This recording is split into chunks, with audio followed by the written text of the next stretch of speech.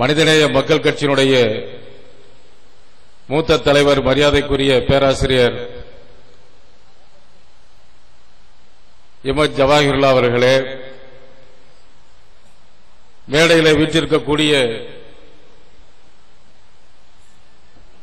முஸ்லிம் லீக்குடைய மரியாதைக்குரிய தலைவர் பேராசிரியர் காதர் மஹிதீன் அவர்களே, இங்கே மேடையில் வீற்றிருக்கக்கூடிய பல்வேறு சமுதாய மற்றும் அரசியல் பிரிவுகளுடைய தலைவர் பெருமக்களே, இங்கே மேடையில் வீற்றிருக்கக்கூடிய இந்த மேடையில் என்னை நிறுத்துவதற்கு தயார்படுத்திய என்னுடைய கண்ணியத்திற்குரிய ஆசிரிய பெருந்தகைகள், மார்க்க மாமேதைகள், சமுதாயத்தினுடைய தூணாக திகழ்ந்து கொண்டிருக்கக்கூடிய உலமா பெருமக்களே, கூடியிருக்கக்கூடிய ஜாமியாவுடைய மண்பைகளே, பெரியோர்களே,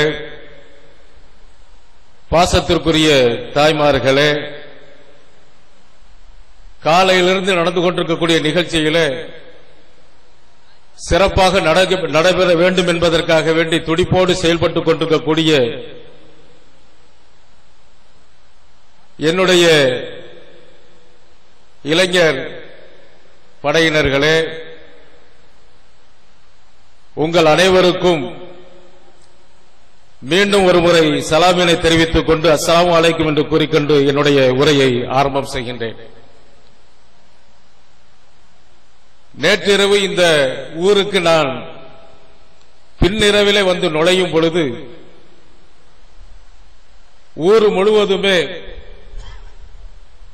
விளக்குகளால் அலங்கரிக்கப்பட்டு வீட்டுக்கு ஒரு விளக்கு என்று சொல்லக்கூடிய அளவுக்கு அனைத்து தெருக்களுமே பளிச்சென்று இருந்தன.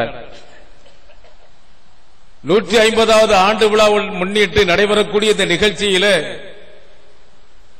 ஊருடைய எந்த பகுதியை பார்த்து திரும்பினாலும் கூட அத்தனை பகுதிகளிலுமே விழாவுடைய ஏற்பாடுகளையே மிகைத்திருப்பதை காண முடிந்தது.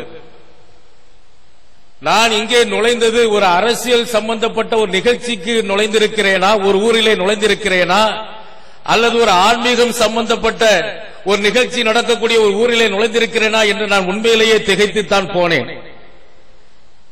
ஏனென்றால் ஆடம்பரமான தோற்றங்கள் அரசியல் ரீதியான நிகழ்ச்சிகளிலே இருக்கும், பலத்தை காட்டுவதற்காக. அதுபோன்ற ஆடம்பரமான தோற்றங்கள் ஆன்மீக ரீதியான நிகழ்ச்சிகளிலே இருக்க வேண்டிய அவசியம் இல்லை, பலத்தை காட்ட வேண்டிய அவசியமும் இல்லை என்ற ஒரு எண்ணத்தோடு தான் நான் இந்த ஊரிலே நுழைந்தேன். ஆனால் என்னுடைய அன்பான சகோதரர்களை, இந்த லால்பேட்டை வாழ் மக்களை நான் சந்தித்து அவர்களோடு அளவலாகக்கூடிய ஒரு நிலையிலே என்னுடைய எண்ணம் தவறு என்பதை அடுத்த சில மணித்துளிகளிலேயே நான் மாற்றிக்கொண்டேன். ஏனென்றால் எந்த பகுதியை பார்த்தாலும் அத்தனை இடங்களிலுமே இது நம் நகரின் விழா என்று ஒட்டுமொத்தமாக எல்லோருமே சேர்ந்து நடத்தக்கூடிய விழா என்று உரிமை கொண்டாடி கொண்டிருக்கிறார்கள். இதுபோன்ற ஒரு நிலை தமிழ்நாட்டிலே எங்கேயுமே பார்க்க முடியாத ஒரு மகத்தான சூழ்நிலை. தமிழ்நாட்டிலே பல்வேறு இடங்களிலே ஆன்மீக ரீதியான விழாக்கள் நடந்து கொண்டுதான் இருக்கின்றன. இதுபோன்ற மதரசாக்களுடைய விழாக்கள் நடந்து கொண்டுதான் இருக்கின்றன.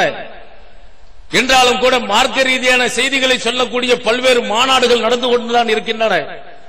ஆனால் அங்கே அனைத்திலுமே பார்க்கக்கூடிய சமயத்தில் நடத்தக்கூடியவர்கள் மட்டும்தான் அதை நடத்தி கொண்டிருப்பார்களே தவிர அதிலே அந்த ஊர்களிலே பெரும்பகுதி மக்கள் அந்த நிகழ்ச்சிக்கும் நமக்கும் சம்பந்தம் இல்லை என்ற ஒரு நிலையிலேயே என்ன செய்து கொண்டிருப்பார்கள், கலந்து கொண்டிருப்பார்கள், அந்த ஊரிலே இருந்து கொண்டிருப்பார்கள். அன்புக்குரிய அல்லாஹ் நல்லடியார்களே, இந்த ஊருடைய இந்த 150வது ஆண்டு, இந்த மதரசாவுடைய 150வது ஆண்டு அந்த நிகழ்ச்சி இருக்கிறதே, அத்தனை மக்களுமே, இந்த ஊருடைய அத்தனை மக்களுமே தங்களுடைய சொந்த நிகழ்ச்சியாக கலந்து கொண்டு ஒவ்வொரு வீட்டினர்களுமே அந்தந்த வீட்டிலே நடக்கக்கூடிய நிகழ்ச்சி என்ற ஒரு பெரும் மகிழ்வோடு கலந்து கொண்டிருக்கக்கூடிய நிலையிலே இதுபோன்ற அலங்காரங்கள் குறைவாக செய்திருக்கிறார்கள் என்றுதான் எண்ண தோன்றியது. ஆன்மீக ரீதியான விழாவுக்கு இதுபோன்ற ஒரு ஈடுபாட்டை வேறு எந்த ஊரிலே பார்க்க முடியும்? மற்ற ஊர்க்காரர்கள் இருப்பீர்கள் என்று சொன்னால் தயவு செய்து குறை சொல்வதாக நினைத்து விடாதீர்கள். ஆன்மீகத்தோடு தன்னை ஐக்கியப்படுத்திக் கொண்டு ஆன்மீக ரீதியாக பயிற்சி பெறுவதற்காக வேண்டி வரக்கூடிய அத்தனை மக்களையுமே 150 ஆண்டு காலமாக அவர்களை வரவேற்று அவர்களுக்கு உணவளித்து அவர்களை நமதுடைய ஓதுர பிள்ளை என்று சொந்த பிள்ளைகளை போன்று உரிமையை கொண்டாடி கொண்டு வந்தவர்கள் ஓதி முடித்துவிட்டு பட்டம் பெற்று செல்லும் வரைக்கும் ஒவ்வொரு வீட்டினருமே தங்களுடைய வீட்டிலே இருக்கக்கூடிய அந்த படித்த தன்னுடைய வீட்டிலே சாப்பிட்ட அந்த மௌலவி நம்முடைய மௌலவி என்ற உணர்வோடு அனுப்பி வைக்கக்கூடிய இந்த நிலை இருக்கிறதே, இப்படிப்பட்ட ஒரு சிறப்பான மகத்தான சேவையை 150 ஆண்டு காலமாக தொய்வில்லாமல் செய்யக்கூடியவர்கள் இந்த 150வது ஆண்டு விழாவை அடக்கித்தான் வாசித்துக் கொண்டிருக்கிறார்கள் என்று நான் முடிவுக்கு வர வேண்டியதாயிற்று. எத்தனை மௌலவிகள், 2000த்திற்கும் அதிகமான மௌலவிகளை இந்த லால்பேட்டை மதரசா உலகுக்கு தந்திருக்கிறது, தமிழ்நாட்டிற்கு தந்திருக்கிறது. அவர்களிலிருந்து பிறந்து அவர்கள் சென்று சேர்ந்து இருக்கக்கூடிய இடங்கள் பள்ளிவாசல்களாக இருக்கலாம், மதரசாக்களாக இருக்கலாம், கல்வி நிறுவனங்களாக இருக்கலாம்.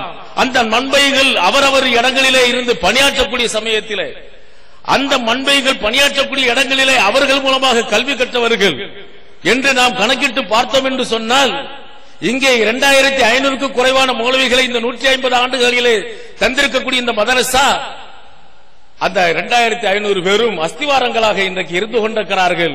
அவர்களிலிருந்து மார்க்க அறிவை பெற்றவர்கள் பல ஆயிரக்கணக்கானவர்களாக ஏன் லட்சங்களாக கூட இருக்கலாம் அல்லவா? ஆன்மீக ரீதியாக ஒட்டுமொத்த தமிழ்நாட்டிலே எந்த ஒரு சிந்தனைகள் மாற்று சிந்தனைகள் உருவானாலும் கூட அங்கே ஒரு மண்பையை இருக்கக்கூடிய அளவுக்குத்தான் இன்றைக்கு ஜாமியா மன்புல் அன்வார் என்பது தன்னுடைய கல்வி விஸ்தீர்ணத்தை ஏற்படுத்திக் கொண்டிருக்கிறது என்று பார்க்கக்கூடிய சமயத்தில் இந்த விழா ஒரு மகத்தான ஒரு சிறப்பான விழாவாக இருந்து கொண்டிருக்கிறது. 20 ஆண்டுகளுக்கு முன்னால் என்னுடைய சிறிய தந்தையினுடைய மகனார் அப்துல் கரீம் என்ற மௌலவி அவர்கள் இங்கே பட்டம் பெற்றிருக்கிறார்கள். அவருடைய பட்டமளிப்பு விழாவுக்கு வந்த பொழுது 4 நாட்கள் நான் குடும்பத்தோடு இங்கே தங்கி இருந்தேன். அவர் எந்த வீட்டிலே சாப்பிட்டாரோ அந்த வீட்டை சேர்ந்தவர்கள் எங்களுக்கு 4 நாட்கள் நன்றாக உபசரித்தார்கள். விழா நிகழ்ச்சிகளிலே ஒரு பார்வையாளனாக கலந்து கொண்டிருந்தேன். இறைவா, இதுபோன்ற நிகழ்ச்சியிலே எனக்கும் ஒரு வாய்ப்பு கிடைக்க வேண்டும் என்று அன்று உண்மையிலே நான் நினைத்தேன். ஏனென்றால் அன்று 20 வருடங்களுக்கு முன்னால் அந்த நிகழ்ச்சியை பார்க்கும்போது அந்த உணர்வு எனக்கு ஏற்பட்டது. அல்லாஹு தஆலா இன்றைக்கு அதை நிறைவேற்றி தந்திருக்கிறான். வல்ல அல்லாஹுக்கு எல்லா புகழும். கொள்கை ரீதியாக இன்றைக்கு சமுதாயத்திலே பல்வேறு பிரச்சனைகள், அதன் காரணமாக ஏற்படக்கூடிய பிளவுகள் என்று பார்த்தால் தமிழ்நாட்டினுடைய ஒவ்வொரு ஊர்களிலேயுமே கொள்கையை குர்ஆனையும் ஹதீஸையும் வைத்துக் கொண்டு வெவ்வேறு விதமான பிரச்சனைகளை நாம் சந்தித்துக் கொண்டிருக்கிறோம். ஆனால் அல்லாஹ்வுடைய கிருபையினால் இங்கே கொள்கை பேசக்கூடியவர்கள் விதவிதமாக இருக்கத்தான் செய்வார்கள், இல்லாமல் இருப்பதற்கு வாய்ப்பில்லை. ஆனால் அத்தனையும் தாண்டி கொள்கை பேசுவதற்குண்டான தைரியத்தை உருவாக்கக்கூடிய ஒரு மதரசா நம்முடைய ஊரிலே இருக்கிறது என்ற புலகாங்கிதத்தோடு சந்தோஷத்தோடு இந்த நிகழ்ச்சியிலே ஊர் மக்கள் அத்தனை பேர்களுமே கலந்து கொண்டிருக்கிறார்களே. இதை உருவாக்கி தந்த இந்த மதரசாவை உருவாக்குவதற்கு காரணமாக அமைந்த அடிப்படையாக இருந்த மரியாதைக்குரிய மௌலானா அகமது ஹசரத் அவர்கள் அதற்கு பிறகு இந்த மதரசாவை பட்டமளிப்பு விழா அளவுக்கு வளர்க்க செய்து கட்டடங்களை எல்லாம் உருவாக்கி இன்ற அளவுக்கும் மண்பைகள் மட்டுமல்ல அவர்களோடு சேர்ந்த அத்தனை மூளைகளுமே உடனடியாக துஆ செய்யக்கூடிய வாய்ப்பை பெற்றிருக்கக்கூடிய அமானி ஹசரத் அவர்கள், அதே போன்று சமீபத்திலே மரணமடைந்து விட்ட சில வருடங்களுக்கு முன்னால் மரணமடைந்து விட்ட நீண்ட காலமாக இந்த மதரசாவிலே முதல்வராக இருந்து பணியாற்றிக் கொண்டு தமிழகத்துடைய பெரும்பான்மையான பள்ளிவாசல்களிலே கிப்லாவை உறுதிப்படுத்தி தந்து அங்கே தொழக்கூடிய அத்தனை பேர்களுடைய துஆக்களுக்கு உரிமையாக இருக்க கொண்டிருக்கக்கூடிய மரியாதைக்குரிய ஜக்கரியா ஹசரத் அவர்கள் போன்ற மேதைகள் எல்லாம் இந்த மதரசாவிலே இருந்து இந்த மதரசாவிலிருந்து ஆயிரக்கணக்கான மௌலவிகளை வெளியே கொண்டு வந்திருக்கிறார்கள் என்று வரக்கூடிய சமயத்திலே அன்புக்குரிய அல்லாஹ் நல்லடியார்களே, அருமை லால்பேட்டை வாழ் பெருமக்களே, தாய்மார்களே, நீங்கள் செய்து கொண்டிருக்கக்கூடிய பணி சாதாரணமான பணி அல்ல என்பதை நன்றாக புரிந்து கொண்டிருங்கள். நீங்கள் செய்யக்கூடிய பணியிலே அல்லாஹ் நன்மை தர வேண்டும் என்ற நோக்கத்தோடு நீங்கள் செய்யாவிட்டாலும் கூட, அல்லாஹ் நன்மை தருவான் என்ற ஒரு எண்ணம் உங்களிடத்தில் வராமல் இருந்தாலும் கூட, அல்லாஹு தஆலா உங்களுக்கு 24 மணி நேரமும் இந்த நன்மைகளை வாரி வழங்கிக் கொண்டே இருக்கிறான் என்பதை நான் உறுதியாக சொல்ல முடியும். 150 ஆண்டு காலமாக உணவளிக்கிறார்கள், மகத்தான சாதனை. அதே சமயத்தில் ஆண்கள் மட்டும் நினைத்து விட்டால் அது சரியாக நடந்து கொண்டிருக்க முடியுமா? அங்கே இருக்கக்கூடிய ஒவ்வொரு தாய்மார்களும், இங்கே இருக்கிறார்கள் மேடையிலே இந்த சபையிலே உட்கார்ந்து கொண்டிருக்கிறார்களே தாய்மார்களை நீங்கள் புரிந்து கொள்ள வேண்டும். உங்களுடைய மனப்பூர்வமான ஒத்துழைப்பின் காரணமாகத்தான், உங்களுடைய இதயபூர்வமான அந்த ஒத்துழைப்பின் காரணமாகத்தான் நாம் பெற்றெடுத்திருக்கக்கூடிய பிள்ளைகளை வளர்ப்பதை போன்று இந்த ஜாமியாவை நம்பி வரக்கூடிய மார்க்க அறிஞர்களாக வர வேண்டும் என்ற துடிப்போடு வரக்கூடிய உலகத்து மனிதர்களை, உலகத்து மக்களை நாம் நம்முடைய சொந்த பிள்ளையை போன்று உபசரிக்க வேண்டும் என்ற அந்த எண்ணம் உங்களிடத்தில் மிகைத்திருப்பதின் காரணமாகத்தான் ஆண்டாண்டு காலமாக அந்த எண்ணத்தை உங்களுடைய பெற்றோர்கள், அவர்களுடைய பெற்றோர்கள், அவர்களுடைய பெற்றோர்கள் என்று ஊட்டிக் கொண்டிருப்பதின் காரணமாகத்தான் இந்த சாதனையை அடுப்பே இல்லாமல் ஒரு நேர டீ கூட போடுவதற்கு உண்டான வாய்ப்பை ஏற்படுத்தாமல் 150 ஆண்டு காலமாக இத்தனை பேருக்கு நீங்கள் உணவளித்துக் கொண்டிருக்கிறீர்களே, அது சாதாரணமான ஒரு நிலையா? சிந்தித்து பார்க்க வேண்டும். எவ்வளவுக்கு அற்புதமான ஒரு பணியை இந்த மதரசா செய்து கொண்டிருக்கிறது, எவ்வளவுக்கு அற்புதமான ஒரு பணியை இந்த தமிழ்நாட்டிற்காக வேண்டி இந்த மதரசா சொல்லிக் கொண்டிருக்கிறது. பள்ளிவாசல்களுக்கு சென்றால் அவுகாத்து சலாத் என்ற அந்த தொழுகையுடைய நேர பட்டியல் தொங்கவிடப்பட்டிருக்கும். தமிழ்நாட்டுடைய அனைத்து பள்ளிவாசல்களிலுமே அந்த பட்டியலை பார்த்துக் கொண்டிருக்கலாம். அந்த பட்டியலில் இருக்கக்கூடிய நேரத்தை வைத்துத்தான் தொழுகையுடைய நேரங்கள் நிர்ணயிக்கப்படுகிறது, நோன்புடைய நேரம் நிர்ணயிக்கப்படுகிறது, நோன்பு திறக்கக்கூடிய நேரங்கள் நிர்ணயிக்கப்படுகிறது. எங்கே பார்த்தாலும் இது வெளியிட்டது லால்பட்டை ஜாமியா மன்போல் அன்வார் என்ற பெயரை அங்கே பார்த்துக் கொண்டிருக்கலாம். வெறுமனே ஒரு தொங்கவிடப்பட்டிருக்கக்கூடிய பட்டியல் என்று நாம் அதை நினைத்து விட்டோம் என்று சொன்னால் அது சாதாரண பட்டியல் தான். ஆனால் தமிழ்நாட்டுடைய அனைத்து மக்களுமே தொழுவதற்கு அஸ்திவாரமாக தொழுகைய நேரத்தை சுட்டிக்காட்டக்கூடிய ஒரு பட்டியலாக இந்த பட்டியல் இருக்கிறது. அதை உருவாக்கியது இந்த ஜாமியா மன்போல் அன்வார் என்று அதை வரலாற்றோடு சிந்தித்து பார்த்தோம் என்று சொன்னால் எவ்வளவு மகத்தான ஒரு பணியை இங்கே செய்து கொண்டிருக்கிறது இந்த மதரசா. என்று இந்த மதரசாவுடைய சிறப்புகளை சொல்லிக்கொண்டே செல்லலாம். அற்புதமான செயல்களை செய்து கொண்டிருக்கிறது, மண்வைக்கலை உருவாக்கி கொண்டிருக்கிறது. அன்புக்குரியவர்களே, குறைந்த நேரத்தை தந்திருக்கிறார்கள். எனவே என்னுடைய உரைக்கு நான் முடிவுக்கு வருகிறேன். இப்படிப்பட்ட இந்த மதரசா, இதுபோன்று தமிழ்நாட்டில் இருக்கக்கூடிய நூற்றுக்கணக்கான மதரசாக்கள், அத்தனை மதரசாக்களிலும் நான் ஓதிய காலத்திலே இருந்த மதரசாக்களிலே வந்து பயின்று கொண்டிருந்த மாணவர்களுடைய எண்ணிக்கை, உற்சாகத்தோடு வந்து கொண்டிருந்த அந்த மாணவர்களுடைய எண்ணிக்கை இன்றைக்கு மதரசாக்களிலே மிக மிக குறைவாக ஆகிக்கொண்டே இருக்கிறது என்பதை கவலையோடு நாம் சிந்திக்க கடமைப்பட்டிருக்கிறோம். தமிழ்நாட்டுடைய பெரும் பெரும் மதரசாக்கள் என்று சொல்லப்பட்ட அத்தனை மதரசாக்களிலும் இன்று மௌலவிக்காக வேண்டி, ஆலிமாக வர வேண்டும் என்பதற்காக வேண்டி ஓதக்கூடிய அந்த மாணவர்களுடைய எண்ணிக்கை மிக மிக குறைந்து கொண்டே இருக்கிறது. என்ன காரணம் என்பதை இங்கே மேடையில் இருக்கக்கூடிய மார்க்க மா மேதைகளும் முன்னால் இருக்கக்கூடிய மார்க்க மா மேதைகளுமே நிச்சயமாக சிந்தித்து பார்க்க வேண்டும். கல்வி தரத்திலே குறைபாடு இருக்கிறதா? நிச்சயமாக இங்கே கொடுக்கப்படக்கூடிய மதரசாக்களில் கொடுக்கப்படக்கூடிய கல்வி தரத்திலே எந்த விதமான குறைபாடும் நிச்சயமாக கிடையாது. அதை என்னால் உறுதியிட்டு சொல்ல முடியும். அதே சமயத்தில் 50 வருடங்களுக்கு முன்னால் படித்துக் கொண்டிருந்த மாணவர்களுடைய எண்ணிக்கை, 20 வருடங்களுக்கு முன்னால் படித்துக் கொண்டிருந்த மாணவர்களுடைய எண்ணிக்கை, 10 ஆண்டுகளுக்கு முன்னால் படித்துக் கொண்டிருந்த மாணவர்களுடைய எண்ணிக்கை இன்றைக்கு குறைந்து கொண்டே வந்து கொண்டிருக்கிறது என்பதை மதரசாக்கள் நடத்தக்கூடிய நிர்வாகிகளும் சரி, ஆலிம் பெருந்தகைகளும் சரி நிச்சயமாக கவனத்தில் எடுத்து ஏன் என்று சிந்திக்க வேண்டும். இன்றைக்கு நாகரிக முதிர்ச்சியின் காரணமாக உலகத்துடைய எந்த செய்திகளையும் தன்னுடைய கையிலே இருக்கக்கூடிய செல்போனின் மூலமாக பார்த்து உடனடியாக அந்த செய்தியோடு தொடர்புடையவர்களாக மாற்றிக்கொள்ளக்கூடிய ஒரு மாபெரும் அற்புதம் இன்றைக்கு நடந்து கொண்டிருக்கிறது. இணைய வசதியின் மூலமாக உலகத்துடைய எந்த நூலகத்தில் இருக்கக்கூடிய நூல்களையும் கூட உடனடியாக புரட்டி பார்க்கக்கூடிய அளவுக்கு வசதி வாய்ப்புகள் பெருகி இருக்கிறது. உலகத்துடைய பல நூற்றுக்கணக்கான ஆயிரக்கணக்கான மைல்களுக்கு அப்பால் ஒரு நிகழ்ச்சி நடக்கிறது என்று சொன்னால் அந்த நிகழ்ச்சியை நேரடியாகவே நம்முடைய கைகளில் இருக்கக்கூடிய செல்போனின் மூலமாக பார்க்க முடிகிறது. செல்போனின் மூலமாக, டிவிக்களின் மூலமாக, அச்சு ஊடகங்களின் மூலமாக, பத்திரிகையின் மூலமாக என்று ஒட்டுமொத்த உலகமே நம்முடைய கைகளுக்கு வந்திருக்கக்கூடிய இந்த சூழ்நிலையிலே மதரசாவிலே படிக்கக்கூடிய அந்த மாணவர்களுக்கு அதுபோன்ற ஒரு வாய்ப்பை உருவாக்கி கல்வியை நவீனப்படுத்தி ஏற்கனவே நாம் வைத்துக் கொண்டிருக்கக்கூடிய இந்த பாடத்திட்ட முறையை அதிலே எந்த விதமான குறையும் நான் சொல்வதற்கு எனக்கு தகுதி கிடையாது, குறை கிடையாது. அதே சமயத்தில் நவீன கல்வியையும் அவர்களுக்கு சேர்த்து ஊட்டப்படும் பொழுதுதான் மதரசாக்களுக்கு செல்லக்கூடியவர்கள் நிச்சயமாக மதரசாவிலிருந்து வெளியே வந்த பிறகும் கூட அவர்கள் சமுதாய சேவை ஆற்றுவதற்கு, சமூக பணிகளை செய்வதற்குண்டான வாய்ப்புகளை ஏற்படுத்தி தர முடியும். நான் வேதனையோடு சொல்லிக் கொள்கிறேன். நிச்சயமாக குறை சொல்ல வேண்டும் என்ற நோக்கத்தோடு சொல்லவில்லை, வேதனையோடு சொல்லிக் கொள்கிறேன். நூற்றுக்கணக்கான மண்பைகள் இங்கே இருந்து கொண்டிருக்கிறீர்கள். அந்த நூற்றுக்கணக்கான ஆயிரக்கணக்கான மண்பைகளை உருவாக்கி கொண்டிருக்கக்கூடிய மேதைகள் மேடைகளில் இருந்து கொண்டிருக்கிறீர்கள்.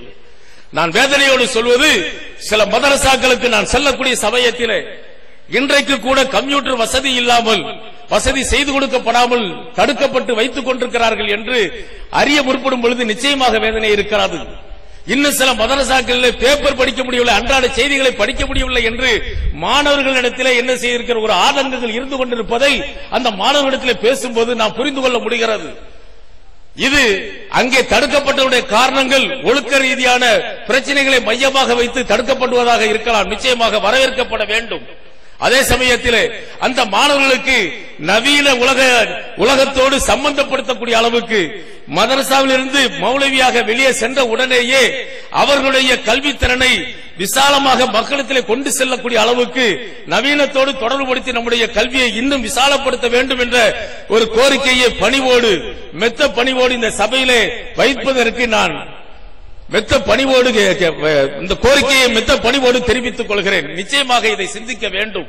அன்புக்குரியவர்களே, அருமை பெரியோர்களே, பாசத்திற்குரிய தாய்மார்களே, நிச்சயமாக மார்க்க கல்வி ஒன்றுதான் இந்த நவீன காலகட்டத்திலே நம்முடைய சிந்தனைகளை, நம்முடைய குணங்களை, நம்முடைய ஒழுக்க ரீதியான செயல்பாடுகளை செம்மைப்படுத்திக் கொண்டே இருக்கும்.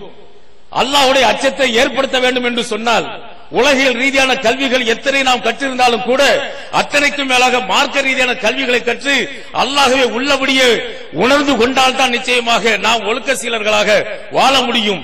எந்த ஒரு கட்டத்திலேயும் வெகு எளிதாக நம்முடைய ஒழுக்கத்தை நாசப்படுத்துவதற்குண்டான சூழ்நிலைகள் ஏற்பட்டுக் கொண்டிருக்கிறது. எனக்கு முன்னால் பேசியவர்கள் சொன்னார்கள், நம்முடைய பெண்கள் இன்றைக்கு சீரழிந்து கொண்டிருக்கக்கூடிய சூழ்நிலைகளை சொன்னார்கள். பெண்கள் மட்டுமல்ல, நம்முடைய ஆண்கள் கூட இன்றைக்கு சீரழிந்து கொண்டிருக்கிறார்கள். அந்த அளவுக்கு வசதி வாய்ப்புகள் அந்த அளவுக்கு ஏற்படுத்தப்பட்டு விட்டது.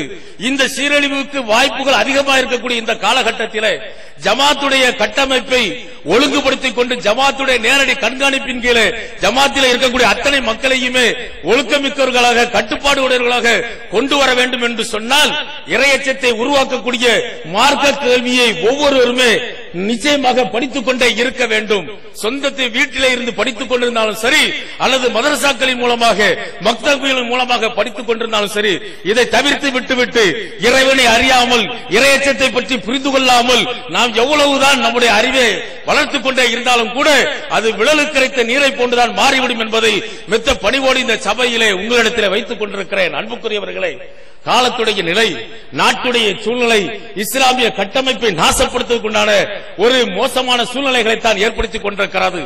ஜமாத்துகளுடைய கட்டமைப்பை நாசப்படுத்துவதற்கு திருமண பதிவு சட்டங்களிலே கூட கை வைக்கக்கூடிய ஒரு நிலை இன்றைக்கு நாட்டிலே ஏற்படுத்தப்பட்டிருக்கிறது. ஜமாத்துடைய அந்த பதிவிலே திருமண பதிவு இருந்தால் மட்டும் போதாது, எங்களிடத்தில் வந்து பதிய வேண்டும் என்று சொல்லக்கூடிய அளவுக்கு அரசு நிர்பந்தங்கள் இன்றைக்கு இருந்து கொண்டிருக்கிறது. இதை எதிர்க்கக்கூடிய ஒரு மன வலிமை மண்பைகளாக இருக்கக்கூடிய உங்கள் அனைவருக்குமே இருக்க வேண்டும்.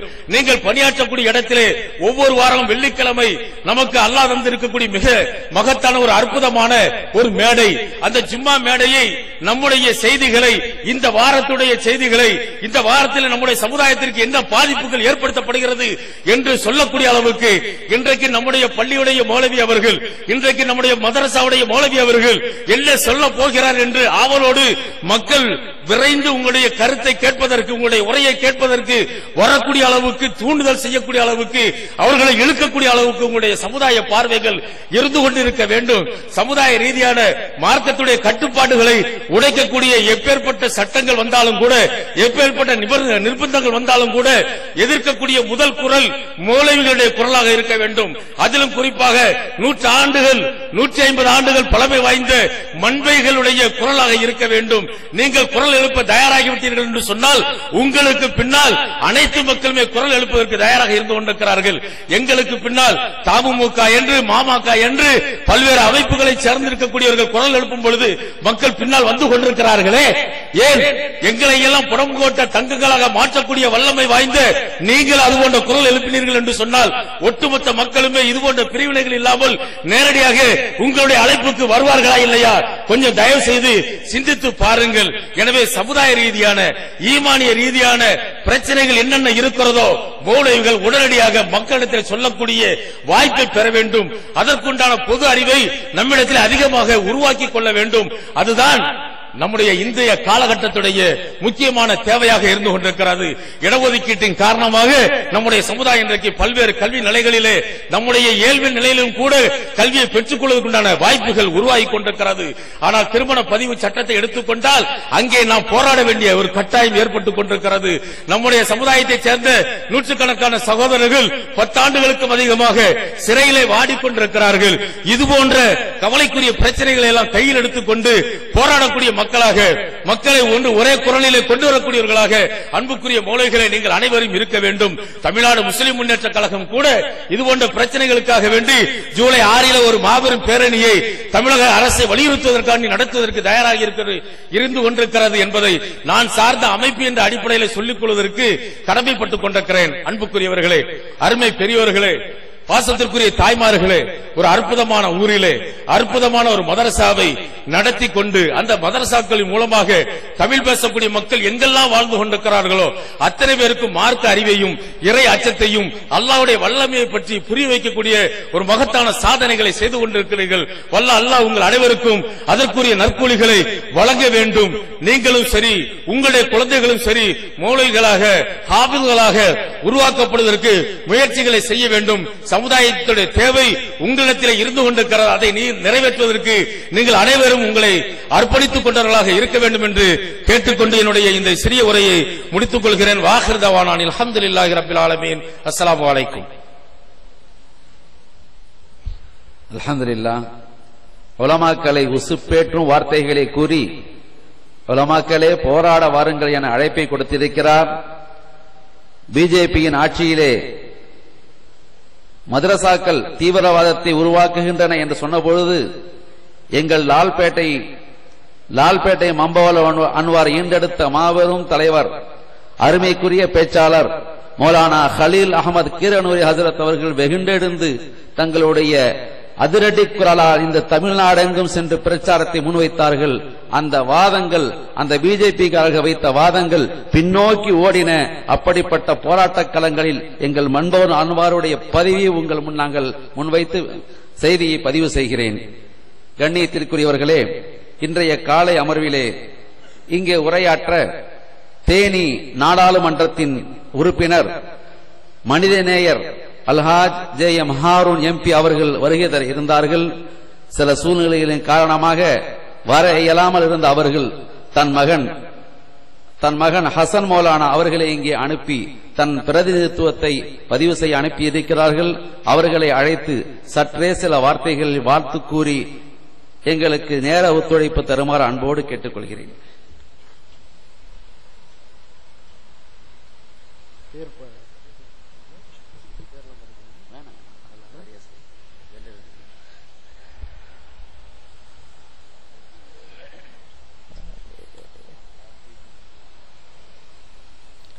லால்பேட்டை ஜாமியா மன்பவுல் அன்வார் மதரசாவுக்கு இன்று காலை கிளம்பிய பொழுது லால்பேட்டை பல இஸ்லாமிய மார்க்க அறிஞர்கள் தலைவர்களை உருவாக்கிய ஒரு ஊர். இந்த ஊருக்கு செல்வதற்கு ஒரு மட்டற்ற மகிழ்ச்சியும் ஒரு வாய்ப்பும் எனக்கு கிடைத்ததற்கு அல்லாஹ் சுப்ஹானஹு வ தஆலா அவர்களுக்கு நன்றியை செலுத்திவிட்டு இன்ற பயணத்தை துவக்கினேன். ஏனென்றால் சமுதாயத்திலே இன்று தமிழ்நாட்டிலே பார்த்தாலும் கூட 98% இஸ்லாமியர்கள் வாழக்கூடிய ஒரு டவுன் இந்த லால்பேட்டை டவுன் தான். அப்பேற்பட்ட ஒரு லால்பேட்டை என்ற ஒரு ஊருக்கு வருவதற்கு மிகப்பெரிய ஒரு மகிழ்ச்சி ஏற்பட்டது. அதன் பிறகு இன்னும் சென்னையில் ஒரு சில மார்க்க அறிஞர்களிடம் தொலைபேசியில் தொடர்பு கொண்டேன். அவர்கள் கூறினார்கள் 98% இஸ்லாமியர்கள் இருப்பது ஓகே, இன்னொன்னும் தெரிந்து கொள்ள வேண்டும், 79% பேர் இங்கு படித்தவர்களும் இருக்கிறார்கள். மாஷா அல்லாஹ், எவ்வளவு அழகான ஒரு விஷயம். மார்க்க கல்வி, தீன் கல்வியும் துன்யா கல்வியும் இங்கு கிடைத்துள்ளது. 79% படித்தவர்கள் இருக்கிறார்களே என்றால் மட்டற்ற மகிழ்ச்சி. இது போன்ற ஒரு ஊரு தமிழ்நாட்டில் எங்கேயுமே நான் பார்த்ததில்லை என்பதை இத்தருணத்தில் தெரிவித்துக் கொள்ள வேண்டும். அன்பிற்கினிய இந்த லால்பேட்டை ஜாமியா மன்புல் அன்வார் மதர்சாவின் தலைவர் அவர்களுக்கு என்னுடைய அஸ்ஸலாமு அலைக்கும். இந்த இஸ்லாமிய பேர் இயக்கங்களின் முன்னோடியாக இருக்கக்கூடிய இந்தியன் யூனியன் முஸ்லீம் லீக் தலைவர் காதர் மொஹிதீன் சாஹிப் அவர்களுக்கு என் சலாமியும் தெரிவித்துக் கொண்டு மேடையில் அமர்ந்திருக்கும் மற்ற உலமாக்களும் மற்ற கட்சியினருக்கும் என்னுடைய சலாமினை தெரிவித்துக் கொண்டு என் உரையை ஆரம்பிக்கின்றேன். அன்பான தோழர்களே, இஸ்லாமிய சமுதாயம் என்பது ஒரு மிகப்பெரிய ஒரு வரலாற்றுக்குரிய சமுதாயம் என்பதை நாம் அறிவோம். பல வரலாற்று சாதனையாளர்கள், பல வரலாற்று நாடாளுமன்ற உறுப்பினர்களை பார்த்த ஒரு சமுதாயம் இஸ்லாமிய சமுதாயம். அன்பிற்கினிய தோழர்களே, இன்று தமிழ் என்று யார் யாரும் முழக்கமிட்டுக் கொண்டிருக்கிறார்கள். முதலில் தமிழை பார்லிமெண்டில் அபிஷியல் லாங்குவேஜ் ஆக்க வேண்டும் என்பதை கூறியவர் ஒரு இஸ்லாமியர் தான். அவர் பேர் தாவூத் ஷா. இதை நீங்கள் அறிய வேண்டும். முதலில் தமிழுக்காக வேண்டி குரல் கொடுத்தது ஒரு முஸ்லீம் லீகை சேர்ந்தவர் தாவூத் ஷா என்பதை நீங்கள் அறிய வேண்டும். அன்பிற்கினிய தோழர்களே, கச்சத்தீவு, ஸ்ரீலங்காவை மீட்போம், இதற்கான தீர்மானங்களை போடும், என்னென்னமோ பேசுகிறார்கள். இதற்கும் முதலில் ஆதாரத்துடன் பார்லிமெண்டில் பேசியவர் முகமது இஸ்மாயில் சாஹிப்.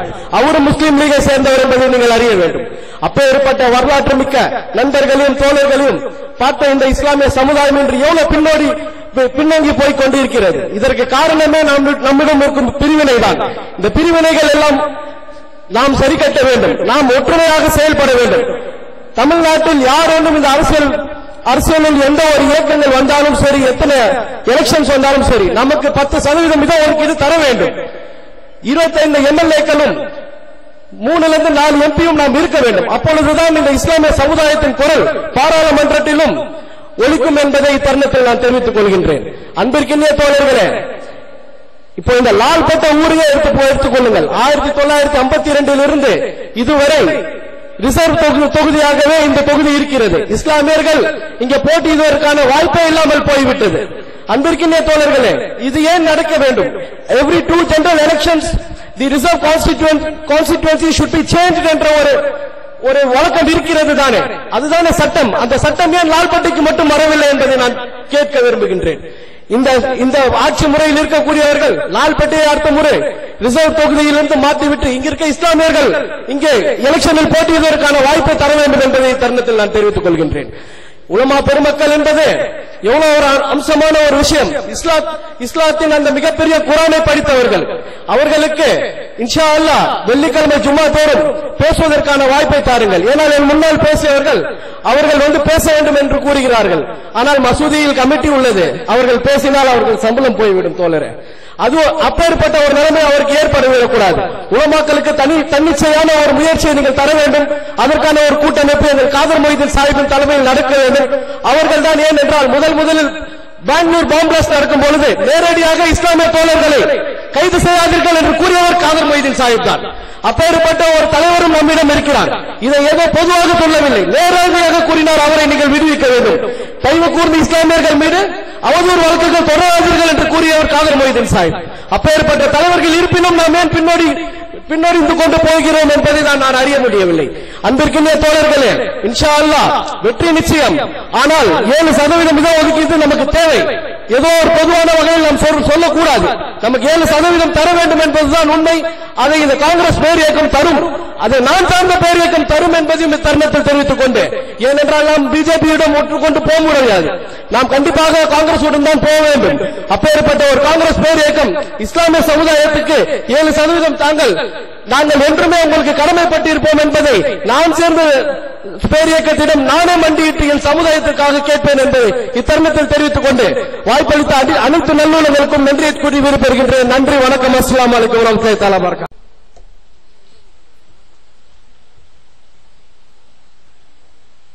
காலை அமர்விலே இங்கே வருவதாக இருந்த சிதம்பரம் நாடாளுமன்ற உறுப்பினர் தொல் திருமாவளவன் அவர்கள் அவரும் இங்கே வர இயலாத காரணத்தினால் தன் பிரதிநிதியை அனுப்பியிருக்கிறார்கள். சு திருமாறன் மாநில கருத்தியல் பரப்புச் செயலாளர் விடுதலை சிறுத்தைகள் கட்சி அவர்களை 2 நிமிடங்கள் வாழ்த்துச் செய்தியை கூறி எங்களுக்கு ஒத்துழைப்பு தாருங்க என அன்போடு கேட்கிறோம்.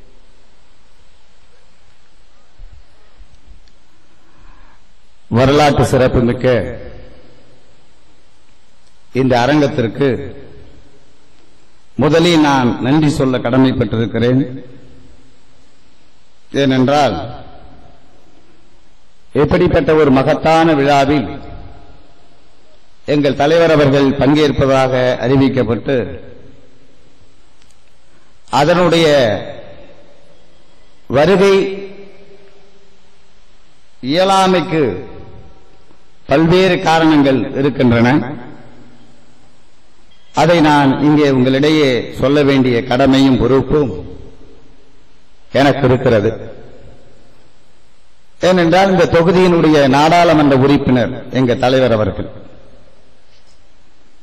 ஆகையால் இந்த நிகழ்வுக்கு அவர் கண்டிப்பாக வர வேண்டும் என்று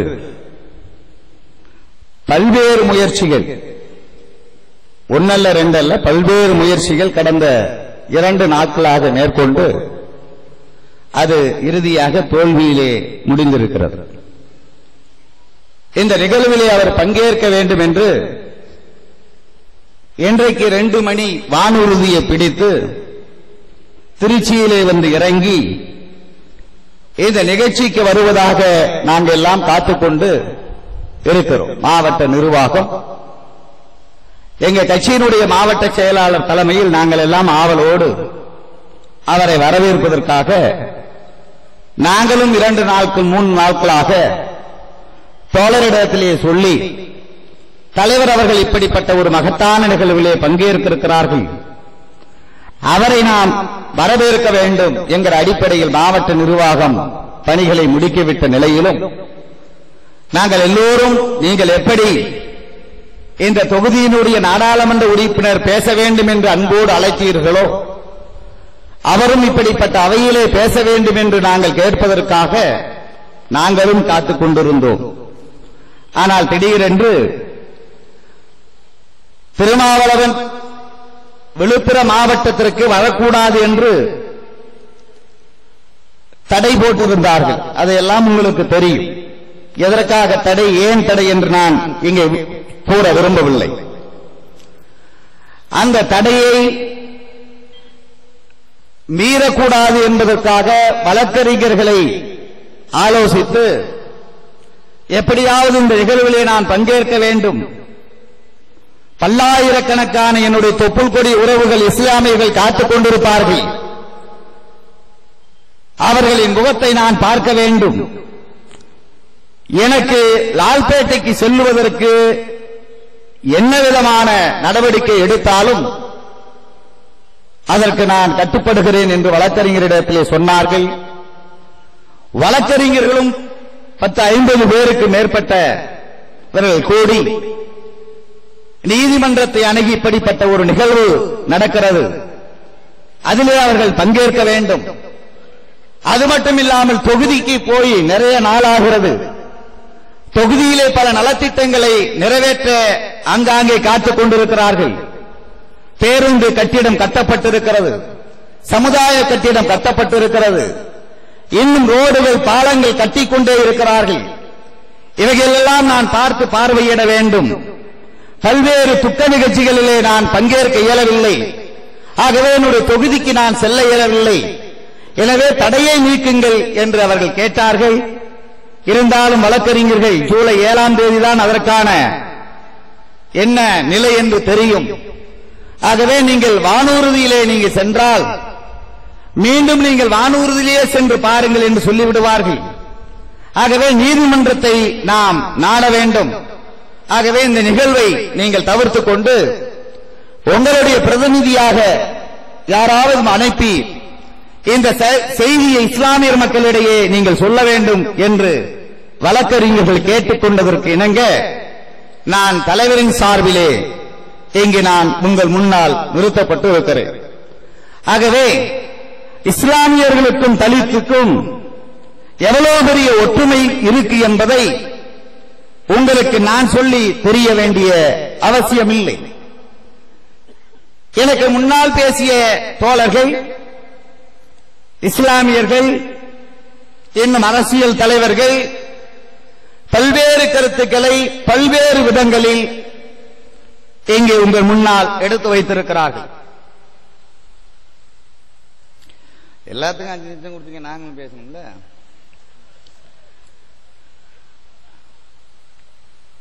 ஆகவே நாம்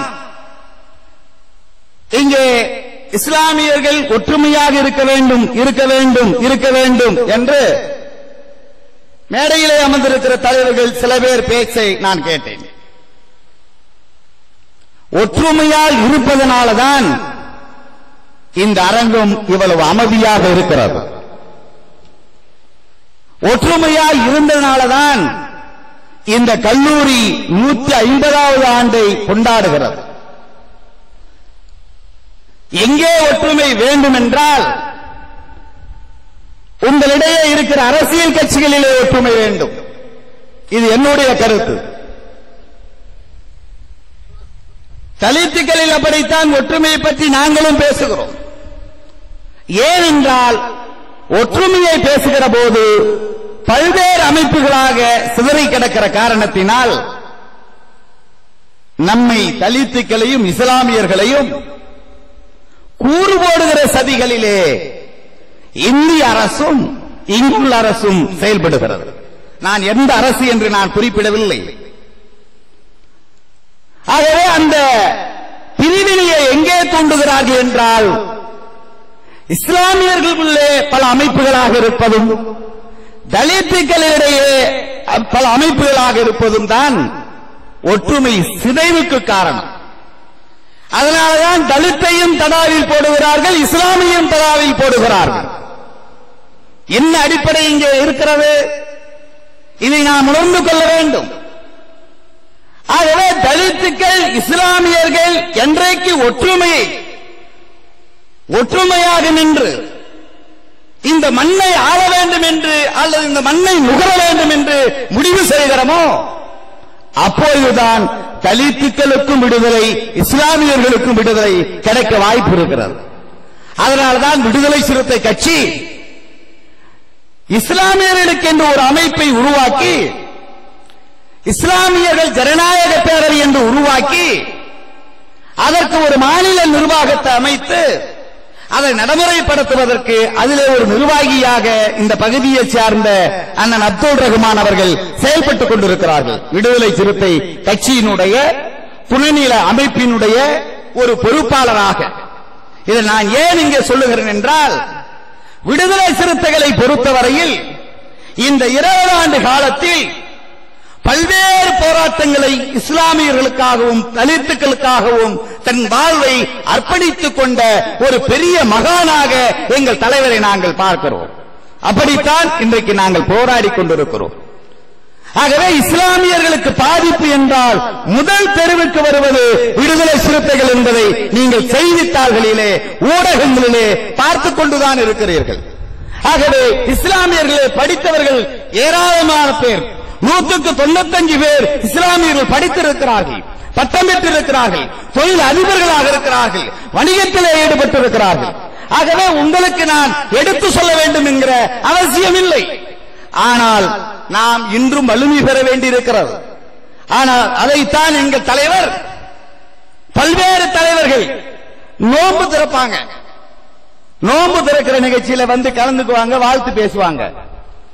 ஆனால் திருமா என்கிற ஒரு மாமனிதன் நோன்பாகவே இருந்து அதை கடைபிடிக்கிறார்.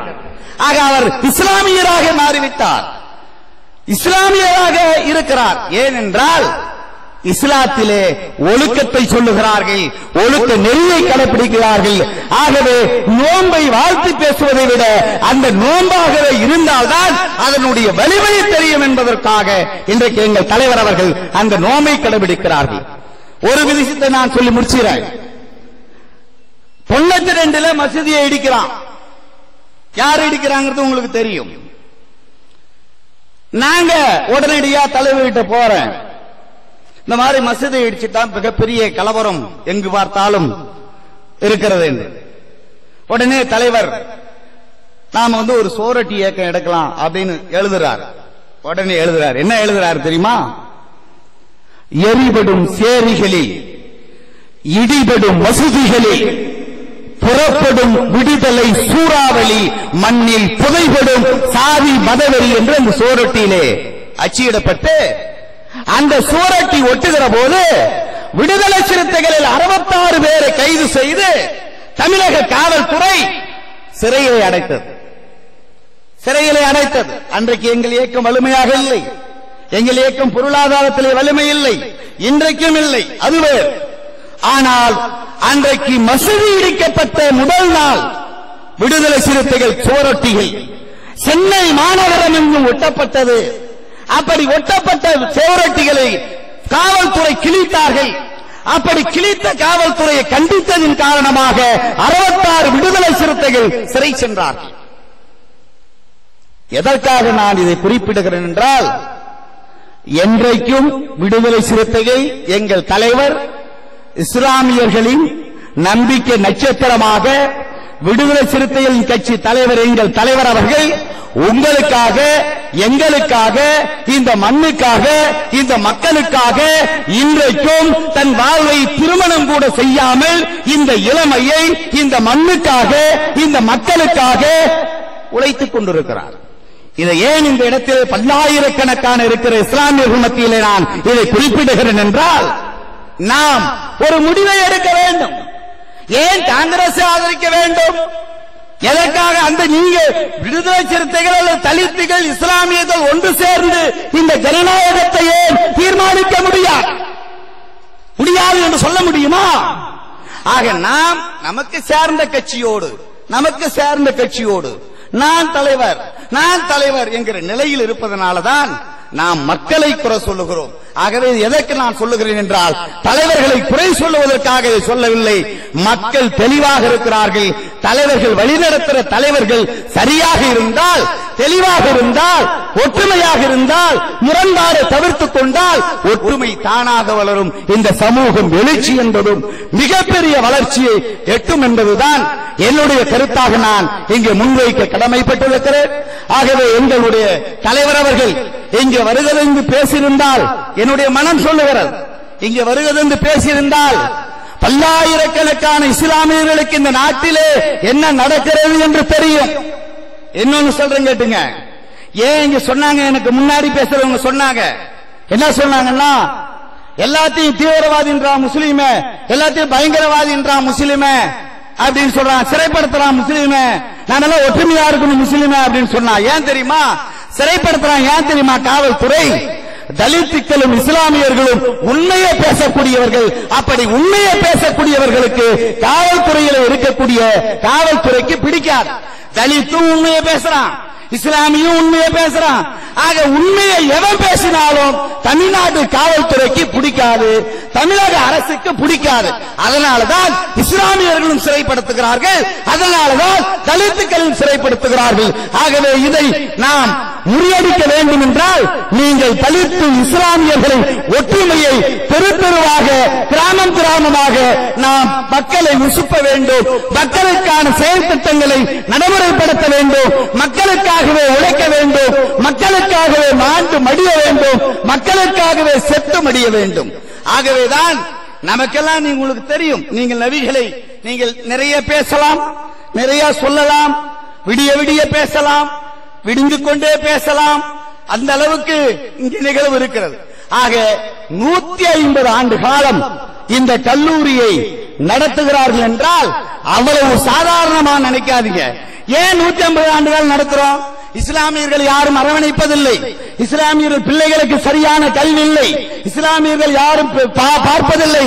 ஆகவேதான் நமக்கான ஒரு கல்வியை உருவாக்குவோம், நமக்கான ஒரு கல்வித்தளத்தை உருவாக்குவோம் என்று அன்றைக்கு இருந்த மகான்கள் ஒன்றுபட்டு இந்த கல்வி நிறுவனத்தை 150 ஆண்டு காலம் இன்றைக்கு கொண்டு வந்திருக்கிறார்கள் என்றால் இது மகத்தான ஒரு சாதனை, மகத்தான ஒரு தியாகத்தின் விளிம்பு நிலை.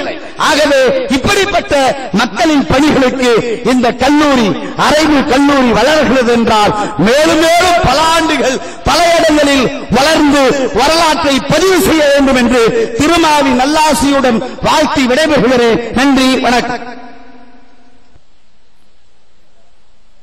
அல்ஹம்துலில்லாஹி ரப்பில் ஆலமீன் வஸ்ஸலாத்து வஸ்ஸலாமு அலா அஸ்ரஃபில் அன்பியாஇ வல் முர்சலீன் வ அலா ஆலிஹி வ ஸஹ்பிஹி அஜ்மஈன்.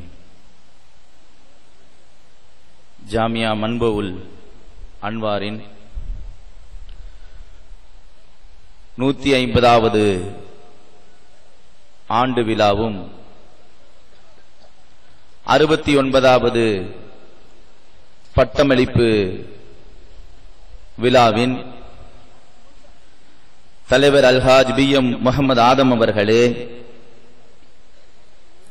அல்ஹாஜ் நூரில் அமீன் ஹலரத் அவர்களே, இந்திய யூனியன் முஸ்லிம் லீக்கின் தேசிய பொதுச் செயலாளர் KM காதர் மொஹிதீன் அவர்களே, மனிதநேய மக்கள் கட்சியின் சட்டமன்ற உறுப்பினர் MH ஜவாஹிருல்லா சாஹிப் அவர்களே, மேடையில் அமர்ந்திருக்கும்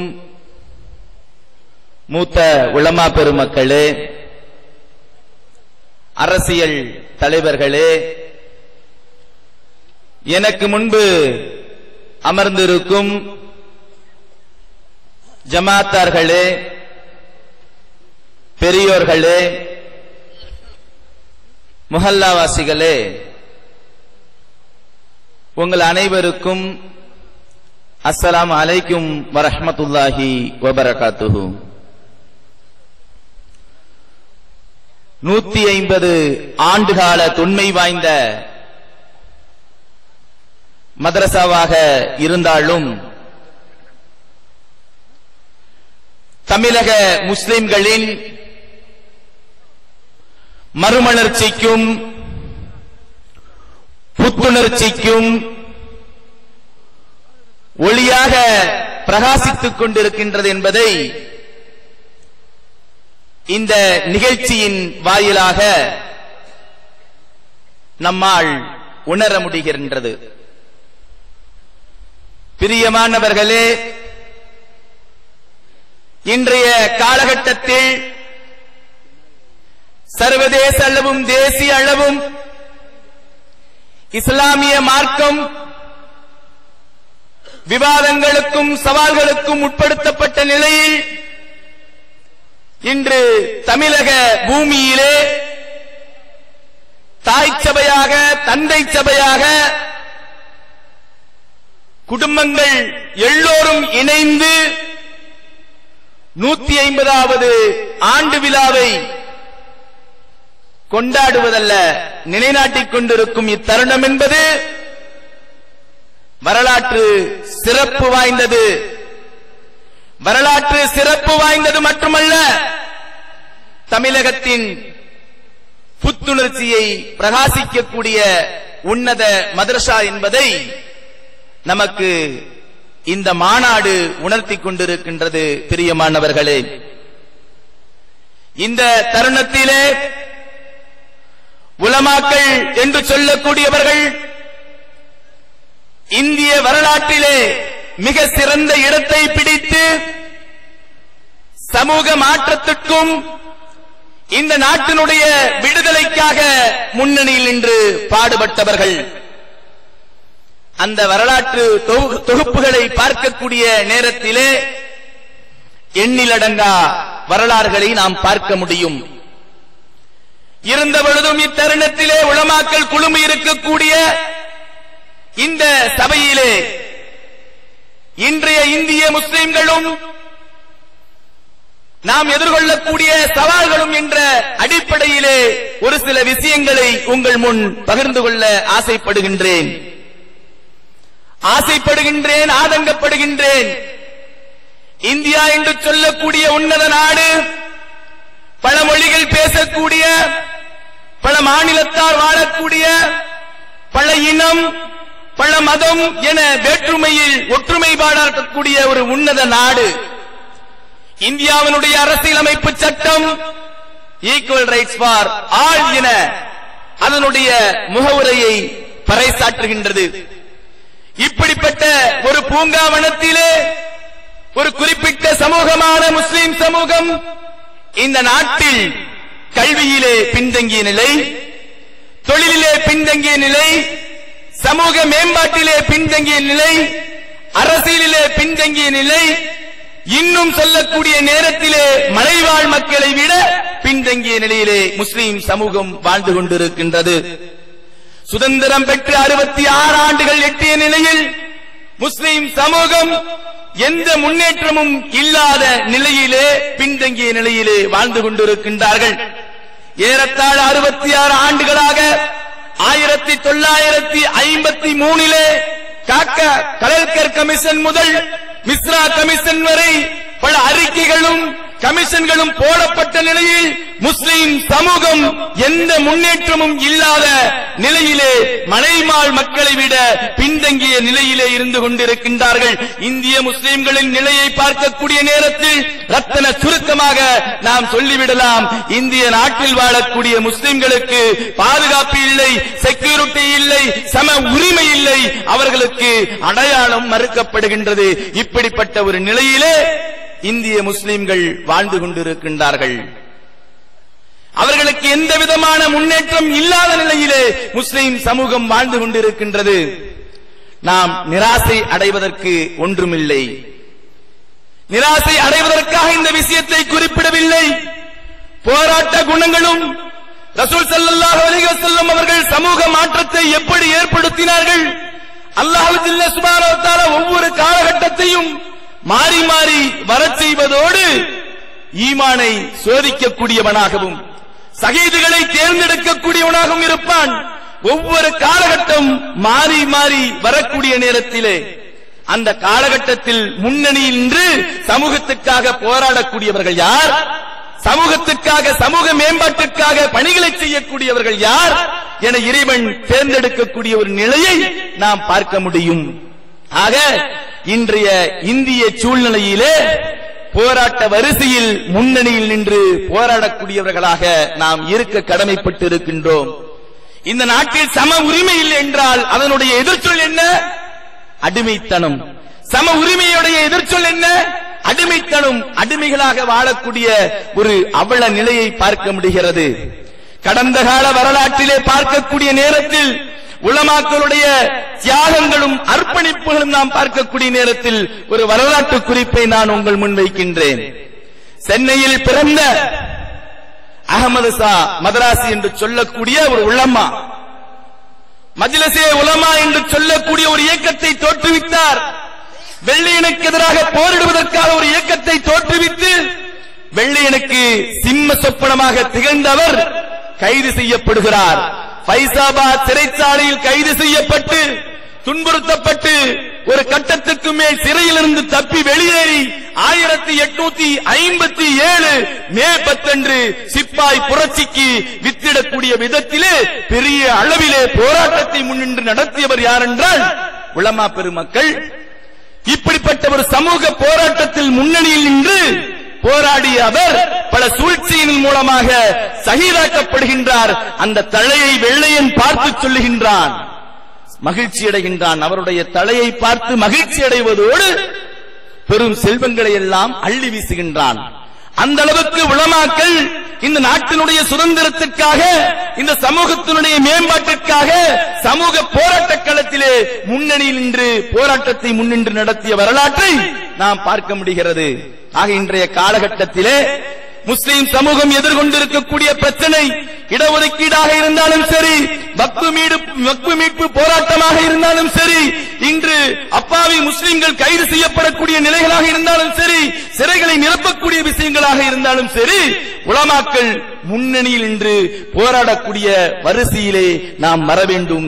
ஈமானை பரிசோதிக்கக்கூடிய விதத்திலும் ஷஹீதுகளை தேர்ந்தெடுக்கக்கூடிய இந்த சோதனையில் இம்முலமாக்களும் எல்லோரும் ஒருங்கிணைந்து முன்னணியில் நிற்க நாம் கடமைப்பட்டிருக்கின்றோம். பிரியமானவர்களே, போராட்டம் மட்டுமல்ல, இந்த சமூகத்தை தனித்தன்மையுடன் வளர்த்த நாம் கடமைப்பட்டிருக்கின்றோம்.